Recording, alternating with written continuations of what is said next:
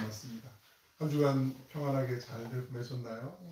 날씨가 갑자기 더웠다가 추웠다가 이렇게 두 계절이 왔다 갔다 하는 것 같은데 모쪼록 모든 분들 건강, 몸의 건강뿐만 아니라 마음의 건강도 단단히 하시고 또 영혼은 언제나 평안하시길 바랍니다. 하나님의 은혜, 그 한량없는 그 하나님의 은혜를 우리가 또 생각할 수 있고 또 묵상할 수 있고 또 그 사랑을 붙잡고 살아갈 수 있는 것, 그건 정말 너무나 소중한 것이죠. 가끔은 사람들이 어떤 목적이 아닌 것에 목적인 것처럼 어떤 방향을 찍고 그 속으로 막 달려가는데 나중에 가서 보면 거의 피라미드 형식인 경우들이 많이 있어요. 최고의 한 사람, 몇 소수의 사람들만을 위한 것에 많은 사람들이 마치 그런 표현이 별로 좋은 표현이 아니고 들러리처럼 이용당하는 거 아니야? 이거 사람들 그냥 정말 뒤통수 맞은 거 아니야? 이런 상황들이 참 많이 우리 살다 보면 있잖아요, 세상에. 근데 하나님은 약한 자나 강한 자나 모든 사람들 다 승리할 수 있도록 승리의 길로 우리를 불러주시고 인도하시잖아요. 돌아보면 우리가 하나님의 은혜 아니면 한순간도 살아갈 수 없어요. 그렇죠? 내가 죄인이라는 걸 깨달을 수 있으면 있을수록 하나님이 주시는 은혜가 정말 크죠. 귀하죠. 오늘 그 은혜가 우리 안에 충만한 줄로 믿고요. 3월의 마지막 주일인데 또 그 은혜 안에서 사순절을 보낼 수 있고 또 다음 주는 벌써 종료주일이에요. 고난주일이고 그 다음 주는 부활절이고 시간이 참 빠른데 정말 그 빠른 시간 속에서 하나님을 강렬히 바라보는 우리 모두가 되길 주님의 이름으로 축복합니다. 오늘 말씀 지난 시간에 이어서 이제 우리가 지난 시간에 살펴본 거 그 뒷부분이 이제 형 에서가 내가 도저히 안 되겠다. 야곱을 가만히 두면 안 되겠다.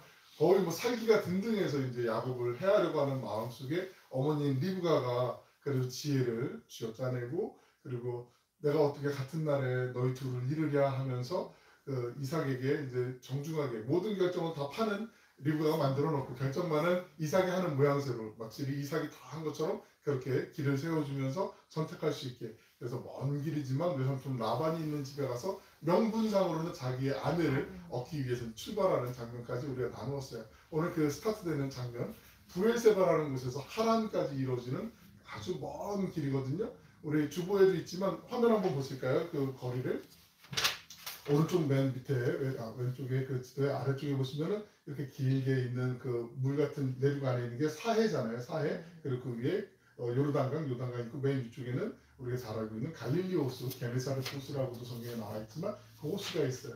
맨 밑에 브엘세바에서 오른쪽 위에 바단 아람에 있는 하란까지 이 거리가 이제 거기 그 포인트마다 이제 그 야곱이 머물렀던 곳에 숫자가 있고 거기에 간략하게 이제 요약이 되어 있는데 이게 주전 한 2000년에서 1800년 사이에 이제 족장 시대 때 아브라함과 이삭과 야곱과 요셉의 시대까지가 그 2000년에서 주전 2000년에서 1800년까지의 그 이동의 어떤 흐름이 나타나 있는데 그 중간에 하나거든요.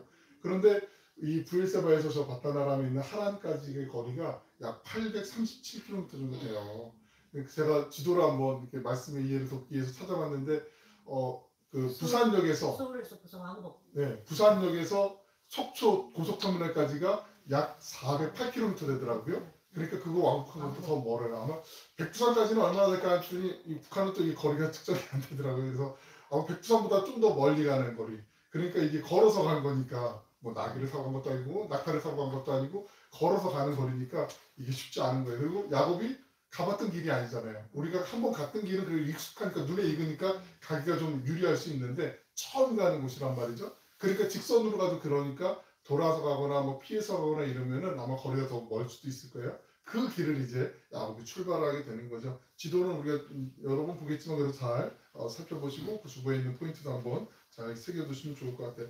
이 팔레스타인 따라서 이제 북부에 있는 메소포타미아 그 북부 지역까지 이제 올라가는 거예요. 이게 근데 야곱의 할아버지였던 아브라함이 하나님으로부터 이제 소명을 받잖아요. 아브라함아, 내가 너를 복의 근원으로 삼아줄 거야. 내가 너에게 복을 줄 거야. 그러면서 오른쪽 지도에는 안 나와 있는 지역이지만 갈대아 우르 지역에서 아브라함을 부르시죠. 그리고 아브라함이 이제 하나님의 말씀을 순종하고 출발을 해요. 그런데 아브라함이 중간에 잠깐 머무는 곳이 있었어요. 그 땅이 바로 하란이었잖아요.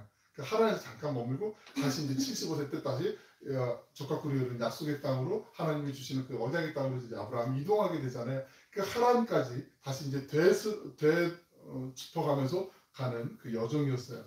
왜냐하면 이 길에서 야곱이 또 다시 다져지고 복의 통로가 되기 위해서 믿음의 조상의 계보에 들어가기 위해서 다시 하나님께 훈련받기 위해서 이 길을 어찌 보면 연어들이 이제 산란기가 되면은 그 강을 역류해서 이렇게 올라오는 것처럼 다시 그 길을 거꾸로 올라가게 되는 길이었죠. 머릿속으로 한번 이런 그림을 한번 그려보시면 좋겠어요. 야곱이 이제 떠났어요. 근데 뭐 어르신들 잘 아시지만 그 개나리 보침 같은 거 보따리 하나 들고서 이제 아마 간단하게 단촐하게 여정을 위해서 이제 짐은 준비해서 이제 갔을 거예요 아마. 그런데 석양이 이제 다 사라지게 되고 별빛이 이제 빛나게 되고 어둠이 이제 칠흑같이 내려앉는 그 밤에 광야의 한복판에서 홀로 누워있는 야곱을 한번 생각해 보세요. 잠자리가 별로 그렇게 좋은 잠자리는 아니었을 거예요. 낯선 곳에서 잠자는 거 불편하잖아요. 왜 여행 가시는 거 좋아하는 분들도 잠자리가 바뀌면 설치게 되고 잠을 깊이 가면 물론 피곤하면 푹 잘 수 있겠지만 뭐 어디서나 나는 그냥 고개만 들면 잘 자 그럴 수도 있지만 아마 많은 경우 긴장감이 있을 텐데 야곱에게 특히 더 있을 거예요 아마. 형 에서가 혹시 나 잡으러 쫓아오면 어떡하지 이런 마음도 있었을 것이고 그리고 광야에 들짐승들이 있잖아요. 맹수들이 있잖아요. 나를 또 해치러 오면 어떡하지? 그리고 강도떼들도 있을 거란 말이죠. 도적떼들, 산적 같은 떼들이 그런 사람들이 오면 어떡할까? 그런 염려도 있고 두려움도 있고 경계심도 있기 때문에 아마 쉽게 편안하게 아주 노곤노곤하게 이렇게 잠을 잘 수는 없는 상황이었을 거란 말이죠. 긴장감이 아주 크게 달았을 거예요. 그럼 뭐 동네 마을 같은 데 가서 여관이나 이런 데 가서 여인숙 같은 데 가서 그냥 자도 되지 않을까 이렇게 얘기할 수 있겠지만 앞서 말씀드린 것처럼 에서가 쫓아올 수도 있을 거고 이때 당시의 문화가 장자권을 존중하는 문화였다라고 한번 말씀드렸잖아요. 사람들이 어디서 오셨어요? 어디 가는 길이에요? 이렇게 자연스럽게 물어볼 거 아니에요. 식당 가도 그렇고 낯선 사람이 오면 뻔히 보이잖아요. 그래서 얘기하다가 제가 사실은요 형의 분노를 피해서 도망가고 있어요. 이렇게 얘기할 수 없잖아요. 그리고 그곳에서 있다가 우리 동네에 낯선 사람이 왔는데 이 사람이 여기서 머물고 있어 그러면 그건 순식간에 전문이 쫙 퍼지거든요. 만약에 에서가 추격하러 왔으면 혹시 낯선 사람 보지 못해서 저기 여인숙이 있던데 이러면 금방 한 번에 잡힐 수 있는 그런 상황이기 때문에 야곱은 편안하게 어디 숙소에 가서 잘 수 있는 그런 형편이 절대 안 됐어요. 그렇기 때문에 홀로 외로이 이제 긴장감을 늦추지 않은 채 이제 잠을 자려고 하는데 야곱이 하는 행동이 하나 있었어요. 머리맡에 뭐 하나를 갖고 오죠? 11절에 있는 말씀 한번 같이 읽어보실까요? 시작. 한 곳에 이르러는 해가 지니라. 거기서 연습하려고 그곳에 한 돌을 가져다가 베개로 삼고 거기에 누워 자더니 돌베개 배우셔보셨어요? 돌베개 펴셨어요? 그 딱딱한 나무로 된 우리 목침 그렇게 베는 경우도 있지만 엄밀하게 말씀을 드리면 이게 돌을 베고 잘 수도 있지만 머리맡에 돌을 둔 거라고 보시는 게 조금 더 정확한 번역일 수 있어요. 우리가 요즘 생명의 삶 말씀 묵상 사무엘상 계속 묵상하고 나가고 금요일까지가 이제 사무엘상이 끝나고 이제 4월 1일부터는 유다서로 이제 들어가게 돼 있는 생명의 삶 그 진행이 쭉 이렇게 되는데 사무엘상에 있는 말씀 보시면 유대의 관습 가운데 아주 잘 드러내는 관습이 뭐냐면 26장 11절에 있는 말씀 읽어드리면 내가 손을 들어 여호와의 기름 부음 받은 자를 치는 것이 여호와께서 그 말씀이라니 너는 그의 머리 곁에 있는 창과 물병만 가지고 이렇게 다윗이 얘기하잖아요. 16절 보시면 또 하반절에 이제 왕의 창과 왕의 머리 곁에 있던 물병이 어디 있나 보라. 맞은편 산에 있는 다윗이 이제 얘기하는 장면 아니겠어요? 그리고 우리가 잘 아는 좀 엘리야가 그 850대 1의 갈멜산의 그 대승을 이루고 난 다음에 이세벨의 한마디에 그냥 기가 죽어가지고 하나님 나 못하겠어요. 정말 못하겠어요. 이제 나 그냥 차라리 죽여주시는데 뭐 이러면서 이제 하나님 앞에 낙심해 있을 때 하나님이 구운 떡과 시원한 생수를 그의 머리맡에 두시고 이게 먹고 힘내. 그리고 다시 잠들었는데 또 다시 하나님 힘내. 그리고 하나님의 사랑의 은혜가 베풀어졌던 게 바로 머리맡에 기진해 있을 때 그러니까 유대인의 관습 가운데 문화 가운데 머리 곁에 무엇을 두는 게 당연한 문화였어요. 왜냐하면 이때 당시에 돌 베개로 잘 수도 있지만 짐승이 들어올 때 나를 보호하기 위한 이게 무기였어요. 무기. 돌을 던지고 뭐 이러기 위해서 그래서 머리맡에 항상 어떤 물건들을 뒀단 말이죠. 창도 두고 목마르니까 이제 물도 두고 이런 게 유대인의 관습이었다라는. 그래서 잘 보시면 베개라고도 해도 뭐 상관은 없는데 저보다 엄밀하게 보시면 나를 보호하기 위한 하나의 수단으로 돌을 준비해놨다라는 거 그런 거 한번 생각해 두시면 더 좋을 것 같아요. 우리가 말씀을 좀 더 자세히 보는 것도 중요하기 때문에 여하튼 야곱의 머릿속에는 아마 이런저런 복잡한 생각이 있었을 거예요. 우리가 하나의 일이 벌어지고 난 다음에 후회하게 되는 경우들 있잖아요.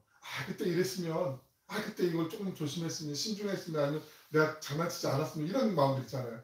어렸을 때 괜히 형한테 팥죽 갖고 장난처럼 막 이렇게 나한테 이제 형이 이제 내 동생이 뭐 이러면서 장자권을 딜을 안 했으면 눈이 침침한 아버지를 속여가지고 내가 애새인 것처럼 그렇게 행대 안 했으면 어머니도 보고 싶고 따뜻한 그 잠자리도 좀 그립고 이런 마음이 아마 막 그 하룻밤이 정말 짧지 않았을 것 같아요. 되게 힘들고 아마 시간이 더디 갔을 것 같아요. 이런 고민 끝에 야곱이 이제 잠이 들게 되죠. 그동안 자신이 원했던 대로 순탄하게 어쩌면 살아왔던 그 야곱이었는데 이제는 그렇지 않은 삶을 이제 경험하게 되는 거잖아요. 처음으로 이제 인생의 특별한 고통스러운 순간인데 특별한 체험을 또 하기도 해요. 임마누엘의 하나님을 만나게 되죠. 야곱은 그의 삶 가운데 성경에 보시면 총 7번에 걸쳐서 하나님을 만나는 장면이 나와요. 7번. 근데 역설적이게도 야곱의 아들이었던 요셉은 하나님을 신실하게 믿는 사람이었거든요. 근데 요셉은 직접 하나님을 만난 경험이 성경에 한 번도 없어요. 내가 만나지 않은 하나님인데 신실하게 믿는 요셉의 이야기도 아마 나중에 한번 준비를 해서 같이 나누면 좋겠다 이런 마음이 있어요 제가. 그런데 야곱은 7번을 만나게 되는데 오늘 장면이 첫 번째 하나님을 만나게 되는 장면이거든요.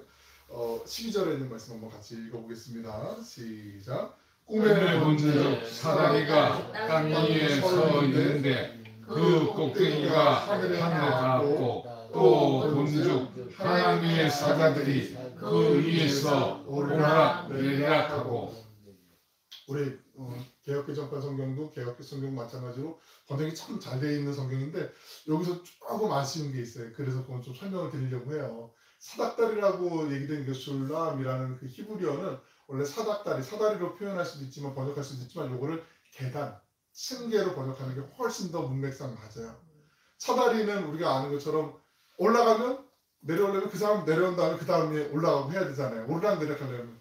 근데 이거는 그 술람이라는 단어는 우리 개역개정판 말고 영어 성경 중에 좀 권위 있는 성경들 많은 성경들이 층계, 스테어웨이, 계단으로 번역한 성경들이 좀 더 많아요. 그러니까 이거를 사다리로 볼 수도 있어요. 물론 사다리를 아주 크게 만들어 갖고 여러 사람이 오르락내리락 할 수 있게 만들어도 상관은 없겠지만 여하튼 이게 층계라고 번역하는 게 조금 더 매끄러운 잘된 번역이라고 볼 수 있고요. 그리고 하나님의 사자들이라기보다는 천사들이라고 번역하는 게 조금 더 문맥에 맞아요. 그래서 이거 참고적으로 좀 거기다 써두실 수 있으면 그렇게 써두시면 좋겠어요. 사닥다리보다는 층계가 조금 더 맞는 표현, 사자들보다는 천사들 이렇게 번역하시는 게 조금 더 나아요. 그런데 여하튼 뭐 사다리든 층계든 여하튼 하늘 끝까지 다 있는 그 모습을 보게 돼요. 천사들이 오르락내리락해요. 근데 이런 꿈은 쉽게 꿀 수 없는 그런 꿈이잖아요. 정말 특별한 하나님의 체험을 이제 야곱이 하게 돼요. 절망과 낭패에 좌절해 있던 순간에 야곱이 이 순간에서 하나님의 약속을 듣는 체험을 하게 되는 거죠. 야곱은 하나님께서 먼저 찾아와서 만나는 대표적인 사람 중에 하나거든요. 뭐 어쩌면 우리도 그렇죠. 우리가 자발적으로 하나님이 궁금해서 찾아오기보단 하나님이 우리의 연약한 가운데 찾아오셔서 우리를 만나주신 거 아니겠어요? 어떠한 계기가 됐던 간에 주변에 있는 이웃이든 아니면 가족이든 어떤 다른 사람들 길거리에서 우리 노상전도하는 분들이든 예수님 한번 믿어보시죠. 하나님 말씀 보시죠. 근데 갑자기 어느 한 문장, 어느 한 단어, 찬송의 한 귀절 이게 내 마음을 팍 하고 막 꽂힌 거죠. 그러고 나서 하나님에 대해서 궁금해하고 하나님을 만나고 싶은 이런 계기들이 다 누구에게나 있단 말이죠. 하나님이 우리를 찾아와 주셨어요. 내가 그를 먼저 찾아가기보다는 주님이 나를 찾아와 주셨죠. 야곱에게 그런 모습이 있었어요. 13절에 있는 말씀 같이 한번 읽어보실게요. 시작. 또 본즉 여호와께서 그 위에 서서 이르시되 나는 여호와니 너희 조 아브라함의 하나님이요 이삭의 하나님이라. 내가 너희 이 땅을 내가 너와 내 자손에게 주리라. 나는 너의 할아버지 아브라함의 하나님이고 너 아빠 이삭의 하나님이야 라고 하나님 찾아와 주셨어요. 하나님께서 이제 나는 이제 너 할아버지 아버지의 하나님인 것처럼 너의 하나님 되고 싶어 라고 이렇게 야곱을 찾아오신 거죠. 이전까지 야곱은 하나님에 대해서는 아마 많이 알고 있었을 거예요. 근데 이 알미 지식적인 알미죠. 저 성경 많이 읽어봤어요. 성경에 좋은 얘기 참 많이 있던데요. 이렇게 지식적으로 아는 분들도 많이 있거든요. 그런데 정말 예수님이 나의 구원자가 되셔주시고 내가 예수님을 믿는 믿음으로 하나님의 자녀가 됐습니다라고 믿음으로 고백할 수 있는 거. 그 과정 가운데 그 단계에 어떤 간극이 있는 분들도 많이 계시잖아요. 야곱이 여태까지는 모태신앙들이 다 그렇진 않지만 많은 경우 지식으로만 알고 있다 나중에 만나는 경우들이 많이 있거든요. 하나님을 직접 인격으로 만나는 경우들이 오늘 야곱이 하나님을 인격으로 이제 만나는 거죠. 찾아오신 그 하나님을 하나님 정말 살아계시는구나. 하나님 여태까지 말씀으로 소문으로만 들었는데 하나님을 이제 내가 직접 만나는구나. 오늘 그 체험을 하게 되는 거죠. 이건 오늘날 우리에게도 마찬가지 아니겠어요? 예수 그리스도를 통해서 그분을 인정하고 영접하는 사람들 가운데 하나님이 찾아와 주시면 우리가 만나게 되고 경험하게 되고 그 속에서 감사의 고백을 또 펼칠 수 있는 거 아니겠습니까? 13절 하반절을 보시면 하나님 야곱에게 그의 가족과 고향 그리고 복받은 자의 너 원래 복받은 사람이야 라고 그 신원을 온전히 회복시켜 주실 것임을 약속하시는 거죠. 13절부터 15절까지 말씀을 보면 히브리 원문을 보면 하나님은 야곱에게 6번이나 나 하나님이 내가 라고 이렇게 당신을 주어로 쓰시면서 야곱을 지켜주시고 돌봐주시고 인도해주시는 하나님이심을 강조하고 계세요. 하나님께서 야곱에게 하신 복된 약속이 3가지가 나오는데 제가 본문 14절 15절을 읽어드릴 테니까 한번 눈으로 한번 따라와 보세요. 14, 15절에 하나님께서 주신 야곱에게 주신 복된 약속 3가지가 있어요. 내 자손이 땅의 티끌같이 되어 내가 서쪽과 동쪽과 북쪽과 남쪽으로 퍼져나갈지며 땅의 모든 족속이 너와 네 자손으로 말미암아 복을 받으리라. 두 번째고요. 15절에 내가 너와 함께 있어 내가 어디로 가든지 너를 지키며 너를 이끌어 이 땅으로 돌아오게 할지라. 이게 3번째 복이거든요. 내가 내게 허락한 것을 다 이루기까지 나는 너를 떠나지 아니하리라 하신지라. 하나님께서 야곱에게 하신 약속, 복된 약속 첫 번째는 많은 후손을 주시겠다라는 약속이고, 둘째로 그의 후손을 통해서 다른 족속들, 다른 사람들도 복받게 해주겠다. 복의 통로로 내가 널 쓰겠다. 세 번째로 언제나 야곱과 함께 하셔서 그를 다시 고향으로 돌아오게 해줄 것이다 라고 약속을 하죠. 첫 번째, 두 번째 약속은 아마 야곱의 마음속에 지금 이 상황에서 별로 와닿지 않은 약속일 수도 있어요. 내가 지금 짐승의 그 위협이 있고 강도의 위협이 있고 또 형이 언제 쫓아올지 모르는 그 두려움 가운데 있는데 이건 먼 나라 얘기고 나중에 한참 지난 후에 얘기일 것 같다라는 마음이 있을 텐데 세 번째 약속은 아마 야곱이 그래도 그 3가지 중에 가장 지금 현실적으로 붙잡고 싶은 그래? 내가 먼 길을 가는 거지만 그래도 하나님 나를 지켜주시고 돌아오게 해주신다네 너무나 기쁘네 감사하네 이런 마음에 확 와닿는 그런 약속일 거란 말이죠. 하나님께서 야곱의 일생을 통해서 주신 많은 선물들이 있는데 그 가운데 가장 위대하고 확실한 선물이죠. 가장 놀라운 복이죠. 그런 말이 있어요. 모든 것을 얻었어도 하나님이 함께 하시지 않으면 모든 것을 잃은 것이요. 모든 것을 잃었어도 하나님이 함께 하시면 모든 것을 얻은 것이라.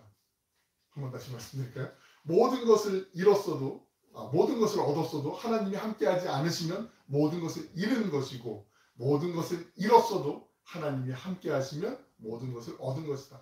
그러니까 세상에 내가 이거 힘, 권세, 건강, 지위, 명예 모든 것이 다 있으면 나 이제 더 이상 바랄 게 없네 여한이 없네 이래도 하나님이 안 계시면 그거 아무것도 아니라는 거고요. 나 왜 이렇게 볼품없지? 나 이렇게 하나님마다 꼬이지 안 풀리지? 왜 이렇게 힘들지? 왜 예수 믿는데 더 힘든 것 같지? 이래도 하나님이 함께 하시면 그 사람은 모든 것을 가진 사람이 된다는 말씀이에요. 야곱의 지금 상황이 그런 거죠. 우리는 하나님이 우리와 영원히 함께 하신다는 그 임마누엘에 대해서 진지하게 그리고 정말 깊이 고민하는 게 그렇게 자주 있는 것 같지 않아요. 근데 오히려 이 사순절을 통해서 하나님이 우리와 함께 하신다는 그 약속, 예수님이 부활하신 예수님이 마태복음 28장 18절부터 20절에 있는 말씀 가운데 잘 아시는 말씀이지만 그 말씀을 통해서 우리에게 약속하신 말씀이 있잖아요. PPT는 준비되어 있지 않지만 우리 잘 아시는 말씀이니까요. 그러므로 너희는 가서 모든 족속을 모든 민족을 제자로 삼아 아버지와 아들과 성령의 이름으로 세례를 베풀고 내가 너희에게 분부한 모든 것을 가르쳐 지키게 하라. 볼지어다 20절에 내가 세상 끝날까지 너희와 항상 함께 있으리라. 임마누엘 하나님이 우리와 함께 하신다는 그 약속 이게 얼마나 귀하고 소중한 약속인지 우리가 알고 있으면서도 그 약속을 자꾸 떠올려야 되는데 자꾸 끄집어내야 되는데 그러지 않게 살아가게 막 치이고 피곤하고 이러다 보니까 잊고 사는 경우들이 많이 있을 수 있다는 거죠. 베델에서 이제 하나님을 만나는 그 야곱은 이제 하나님의 은혜가 무엇인지를 이제 구체적으로 이제 보게 되고 관심을 갖게 되고 귀를 기울이게 되고 그걸 내가 이제 붙잡는 거죠. 여태까지는 야곱은 복받을 만한 짓을 한 게 별로 없어요. 우리가 성경으로 봤으면 알고 있지만 그렇게 드러나게 오히려 야곱보다는 에서가 그래도 복을 받아야 그냥 인정해 줄 수 있는 거 아닌가 싶을 정도로 거짓말도 하고 불효도 하고 정말 이게 어떻게 이렇게 부담스럽지 이럴 수 있는데 그럼에도 불구하고 하나님의 은혜는요 그냥 주시는 거예요. 주시는 거예요. 차별하지 않고 주세요. 오히려 이렇게 주셔도 되나 싶을 정도로 과분하게 주시는 게 하나님의 은혜라는 거죠. 그 은혜를 이거 내가 어떻게 민구스러워서 받을 수 있나 이러지 마시고 그냥 아멘하고 하나님 그 은혜 주신 거 내가 그 은혜 때문에 다시 나를 삶을 되돌아보고 돌이키겠습니다. 그게 중요한 거죠. 아멘. 내가 저버리면 안 돼요. 포기하면 안 돼요. 절대로 외면하면 안 돼요. 하나님 우리를 사랑하시기 때문에. 그리고 그 과정 속에 우리를 다듬어 가시거든요. 내가 이전에는 이렇게 연약한 모습, 참 부끄러운 모습, 가족끼리 서로 잘 알잖아요. 그래서 아우 나 정말 창피한데 어떡하지? 그런데 그 속에서 하나님이 또 다시 회복시켜 주세요. 다듬어 주세요. 그리고 그런 날도 있었는데 이게 여기서 반전이 일어나는군요. 하나님이 이렇게 쓰시는군요. 그 은혜를 맛보길 원하시는 거예요. 사람 중에 다 완전한 사람이 누가 있어요? 온전한 사람이 누가 있어요? 우리 다 실수투성이고 하나님 앞에 허물투성이잖아요. 그런데 우리를 하나님 붙잡아 주신단 말이죠. 그리고 하나님의 거룩한 도구로 쓰세요. 내가 준비되었기 때문에 쓰실 수도 있지만 우리를 불러주시고 사용하시기 위해서 하나님이 우리를 부르실 때 그 부르심에 응답만 하면, 반응만 하면 하나님이 다듬어 가시고 우리를 거룩하게 만들어 가세요. 우리는 모두 그 과정에 순례의 길에 있는 줄로 믿습니다. 창세기는 야곱이 어떤 사람인지 어떤 존재인지에 대해서 우리에게 보여주시면서 우리 스스로를 또 되돌아볼 수 있도록 정말 좋은 본보기를 주시는 것 같아요. 야곱과 우리가 하나님의 사랑을 받은 사람의 그 이유는 다른 게 없어요. 하나님의 무조건적인 사랑이기 때문이라는 거 우리가 꼭 기억하셔야 돼요. 이제 잠에서 깨어난 야곱이 자신의 꿈을 진지하게 받아들이면서 이제 하나님이 정말 살아계시는구나, 함께 하시는구나. 마치 이제 지난달 내가 살았던 사람들이 주마등처럼 지나가면서 하나님이 새롭게 만나주셨으니까 얼마나 감사해요. 그러면 이제 꿈에서 만났으니까 좋아하시는 찬양들이 있을 텐데 저도 좋아하는 찬양 중에 하나가 주여 지난밤 내 꿈에라는 찬양이잖아요. 나의 놀라운 꿈 정녕 남이 끼는 장차 큰 은혜 받을 편이, 이 마음의 어떤 찬양이 아마 야곱의 마음속에 벅찬 가슴처럼 막 울려나오고 아마 고백이 되었을 거라고 생각해요. 이 복된 꿈에 대해서 야곱이 꿈꾸고 난 다음에 반응이 4가지가 나오거든요. 요약해드리면 그냥 탄성하는 거야.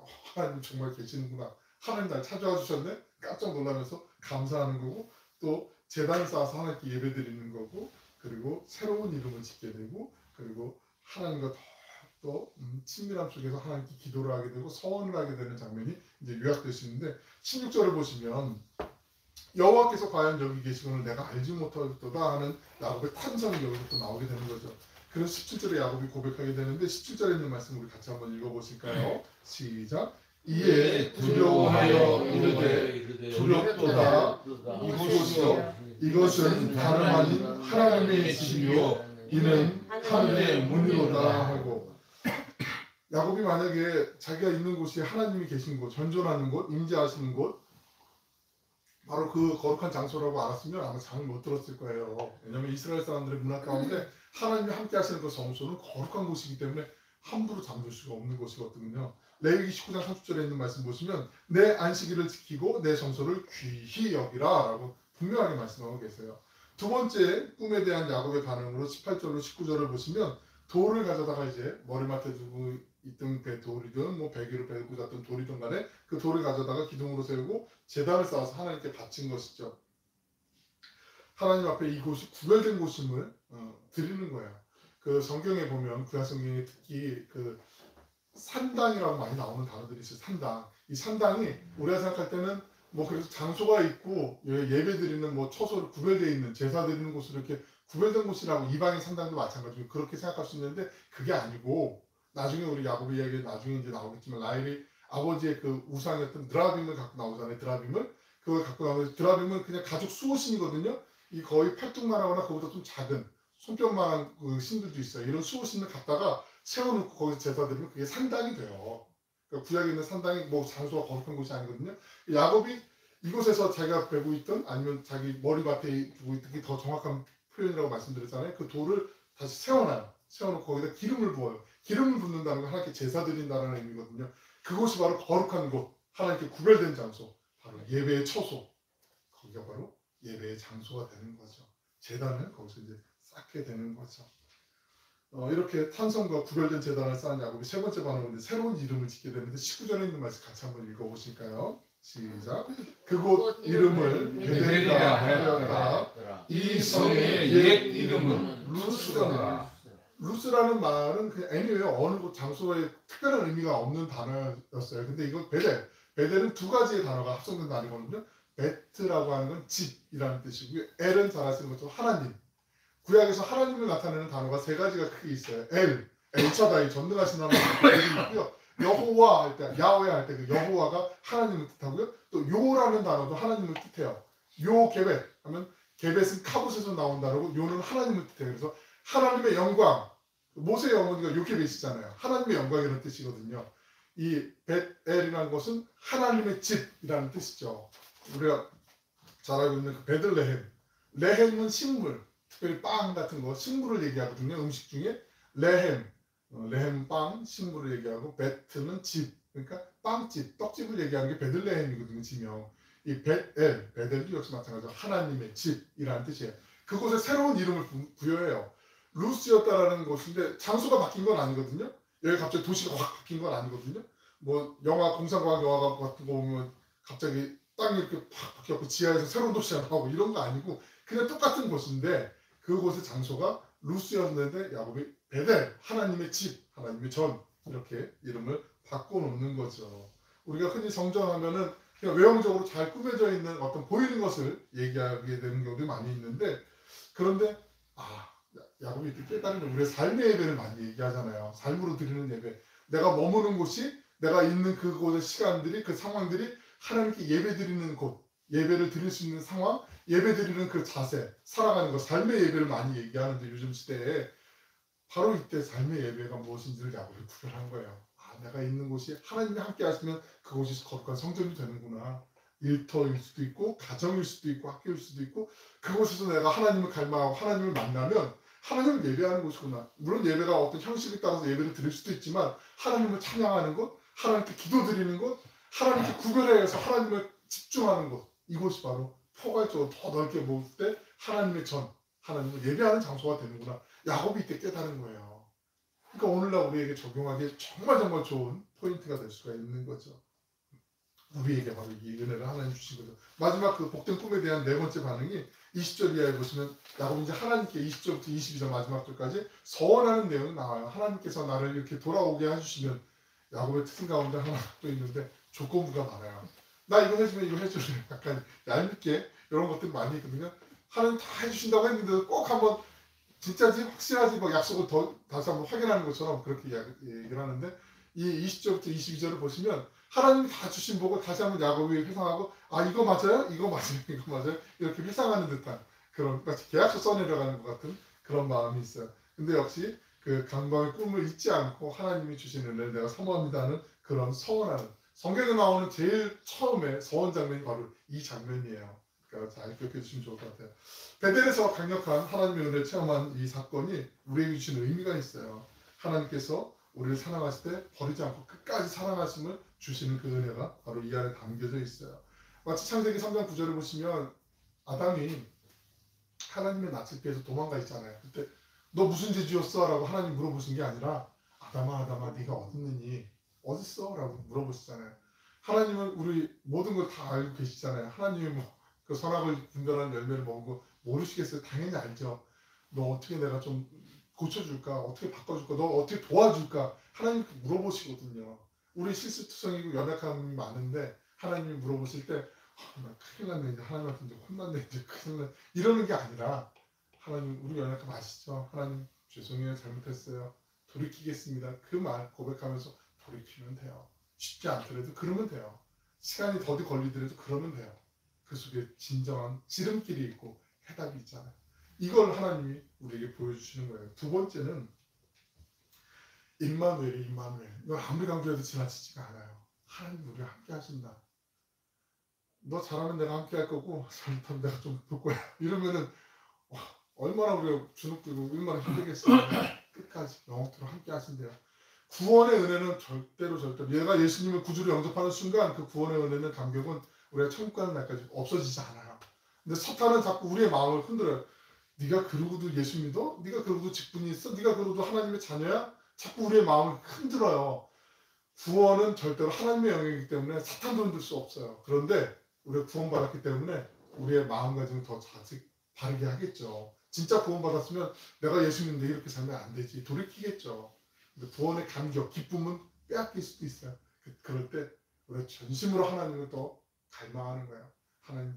하나님의 말씀을 한 글자라도 더 읽으려고 하시고 더 외워보시려고 하시고 그게 안 되면 여러분 들어보시기도 하고 또 찬송도 불러보는 거죠. 물론 좋은 나를 편하게 해주고 나에게 유익을 주는 대중의 음악들도 있고 세상의 음악들도 있지만 찬송을 한 번 더 생각해 보시고 불러보시는 거예요. 그러면 그 속에서 주시는 그 은혜는 맛본 사람만이 아는 거죠. 이게 고기도 먹어본 사람이 먹은다고 그런 은혜가 분명히 있습니다. 그 임마누엘의 은혜. 그래서 우리의 삶 가운데 베델의 제단, 구별된 제단.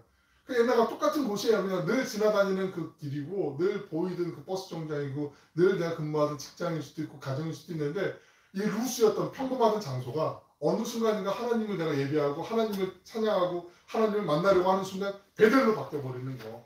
우리의 가정이 베델이 되는 거고 우리의 삶의 자리가 베델이 되는 거. 하나님이 그 은혜를 야곱에게 주시고 우리에게도 야곱도 이렇게 줬어. 염려하지 마. 내가 줄 거야 라고 하나님이 우리에게 지금 말씀하고 계시는 거예요. 사랑하고 축복하는 여러분, 우리의 가정이 베델이 되시길 축복합니다. 아멘. 우리의 삶의 자리가 베델이 되실 수 있어요. 하나님이 우리가 함께 하시는 그 임마누엘의 은혜가 우리 평생 사는 날 동안 떠나지 않는 것을 우리가 믿음으로 고백하고 선포하며 이 한 주간 주님이 우리와 함께 하시는 그 베델의 제단을 쌓아가며 임마누엘의 은혜를 찬양하시는 믿음의 승리자들 되시길 주님의 이름으로 간절히 축원합니다. 기도하겠습니다. 아멘. 사랑을 하고 풍성하시고 자비로우신 아버지 하나님, 인생의 절망스러운 순간을 마주한 야곱을 찾아오셔서 주님의 사랑을 베풀어 주신 것, 우리에게도 유효한 동일한 은혜인 것을 나누었습니다. 삶의 구비마다 임마누엘의 은총을 약속하신 주님, 복의 통로로 살아갈 수 있도록 하늘의 은혜를 베풀어 주신 그 주님의 사랑, 그 은혜를 우리가 기억하며 기대하며 나아가겠습니다. 세상 끝날까지 영원토록 우리와 함께 하시는 그 임마누엘 사랑을 잊지 않게 하시고 믿음의 주여 우리를 온전케 하시는 이인 예수님만을 더욱 생각하며 바라보게 하여 주시옵소서. 아무 공로 없는 저희를 구원하시기 위해 도무지 이해할 수 없는 그 십자가의 사랑을 베푸신 하나님의 은혜와 죽기까지 순종하신 그 예수 그리스도의 고귀하신 희생, 우리가 기도할 수 없을 때조차 말할 수 없는 탄식으로 기도하시며 위로하시는 보혜사 성령님의 거룩하신 그 능력이 우리 오늘 교회 모든 믿음의 가족들과 언제나 함께하여 주심을 믿습니다. 우리의 삶의 주인 되신 주님의 선한 능력 안에서 믿음으로 승리하며 하늘의 은혜를 찬양하는 우리 모두가 되게 하여 주시옵소서. 사랑이 많으신 예수님의 이름으로 기도 올리옵나이다. 아멘.